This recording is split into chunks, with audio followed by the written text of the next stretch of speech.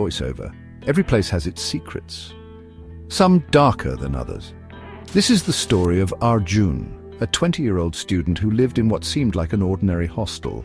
But behind closed doors, something sinister lurked. Arjun was just like any other college student, focused on exams, late-night study sessions, and trying to make friends. His life revolved around routine: wake up, attend classes, eat dinner in the mess hall, and return to his hostel by curfew.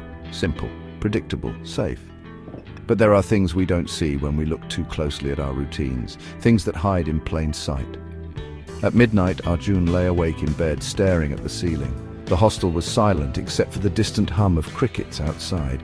Suddenly he heard it, a faint whisper, muffled, almost indistinguishable from the wind. But it wasn't coming from outside, it was coming from inside the hostel. Arjun whispers, "What was that?" He sat up, listening intently. The whispers grew slightly louder but remained unintelligible. They seemed to be coming from the hallway outside his door. At first, Arjun thought it was one of his neighbors talking in their sleep, but then he realized no one else was awake. Everyone else had gone silent long ago.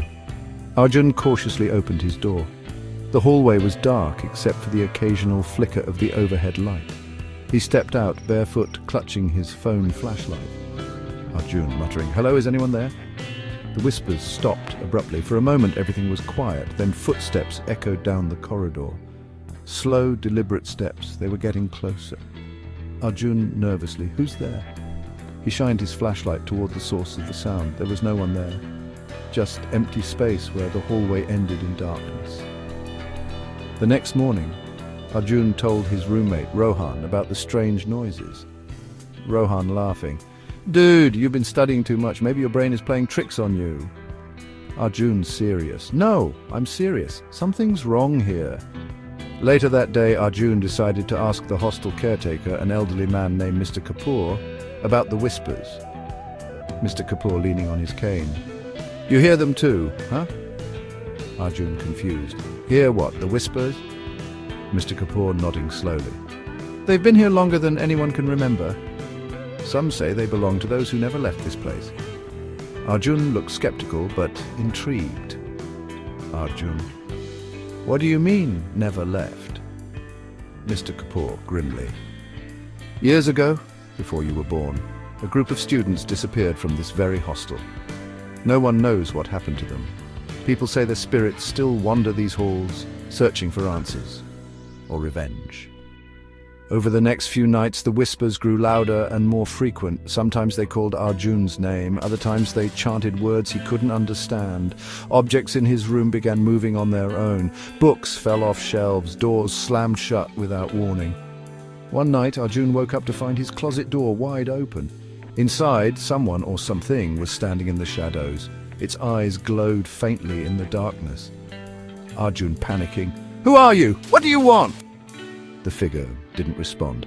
Instead, it tilted its head unnaturally to one side and let out a low, guttural laugh. Arjun slammed the closet door shut and backed away, trembling. Determined to uncover the truth, Arjun began researching the history of the hostel. He discovered old newspaper clippings about the missing students. According to the articles, they vanished after complaining about hearing voices late at night.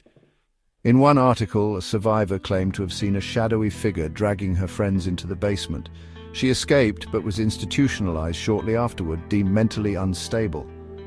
Arjun to himself, "The basement, that must be where it all started."